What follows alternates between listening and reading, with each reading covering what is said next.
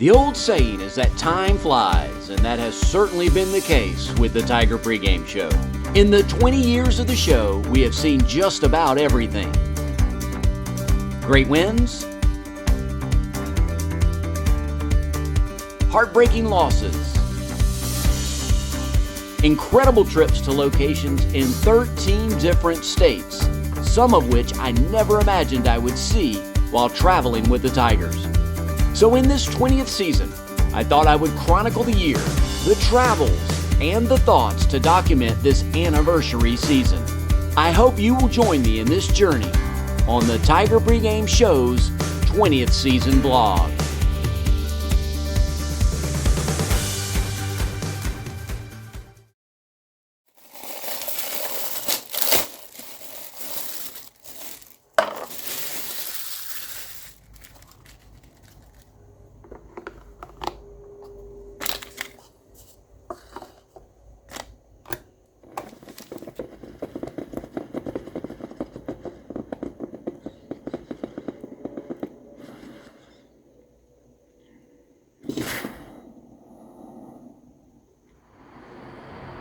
Good morning.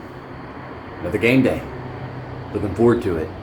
The Tigers and the Demon Deacons should be a heck of a football game, but this is the, not so glamorous side of doing the Tiger Pregame Show. It's 5:20 a.m. I'm in Winston-Salem, North Carolina, at a hotel room, and getting some coffee in me, getting ready for a 6 a.m. on-air broadcast. So it's breakfast with the Tiger Pregame Show. So I thought I would show you guys maybe the unglamorous side of doing the Tiger Pregame Show. So this typical hotel room. Now the cool thing about this is Megan, my daughter, is with me. But this time we were able to get a separate room. So when I'm on the air, she hopefully will not hear anything from me, and which is nice. She can continue to sleep. Laptop, coffee, very important. And this is it. This is really all it is to it. Comrex Matrix headset.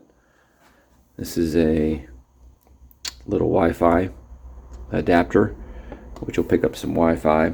You could go in through an Ethernet on the back here, but didn't get that packed today, so we'll not be doing Ethernet. We'll be dependent upon the Wi-Fi here, so hopefully things will be good there.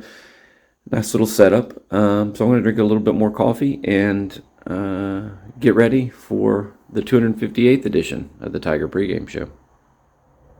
I had an emotional attachment to the Catanzaro kick just because at the moment it was such a huge win for the Tigers. But I'm with you. It's 2006 Games Adams. It was such a big moment. The Tigers were down 17-3. It was just into the fourth quarter. That was going to be a 20-3 lead for Wake Forest at that time, and that game would have been over. And I can remember being inside of BB&T Field when the play happened, and the mood entirely shifted. And C.J. Spiller, of course, had a big touchdown run after that. So it was a big moment for Clemson, but the late Gaines Adams, certainly a huge moment in the rivalry's history.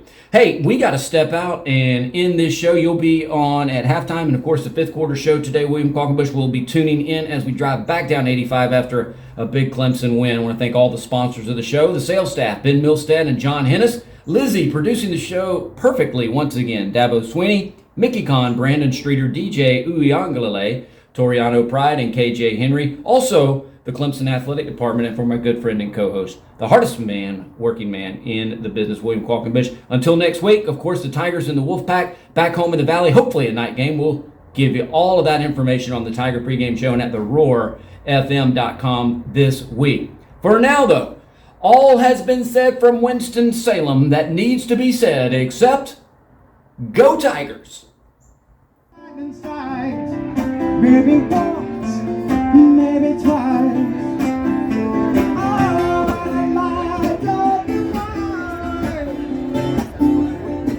When you see your gypsy,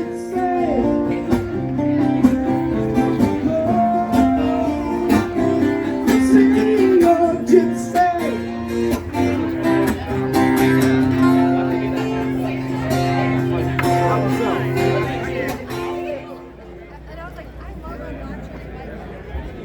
I've always felt like the trip to Winston-Salem is underrated to watch a football game.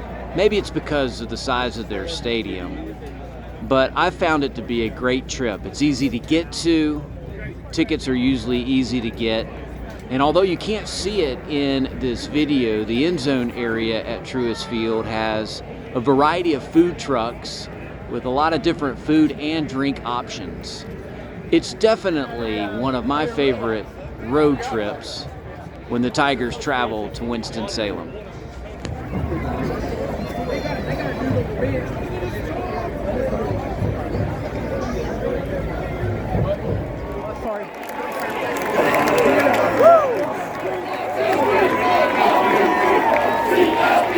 S-O-N-T-I-G-E-R.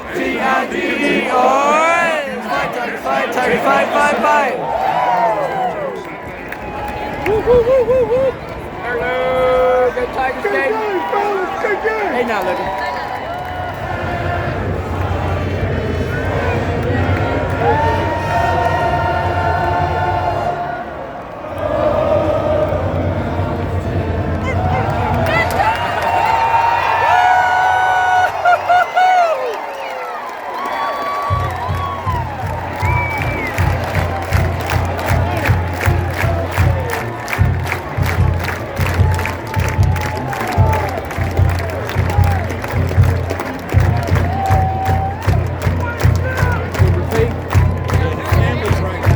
Oh, I didn't know that.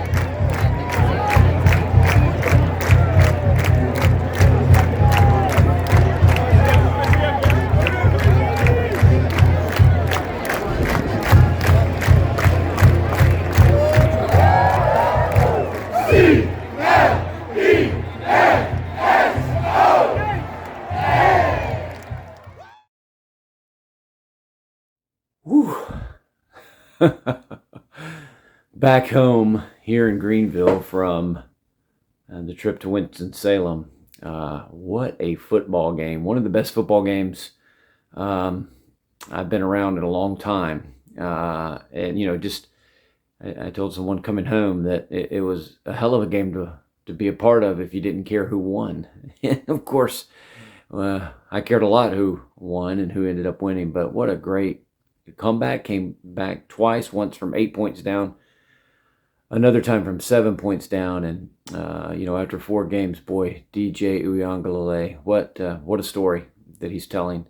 And got us the win. You know, defensively, you know, we got a lot of work to do there. A lot of people out. I felt bad for Tariano Pride, who just got picked on terribly as a freshman, but he'll be good one day. We need to get healthy for next week. NC State comes to town in Death Valley, hopefully a night game. So that'll be a lot of fun. But it was just a lot of fun, a lot of hugs, grown people hugging, young people hugging, that kind of win in Winston-Salem. Great crowd, great atmosphere, and glad to be home and glad to be home safely. But hey, 4-0, work to do. A big one next Saturday, but boy, was this a fun night. Now it's time to rest up.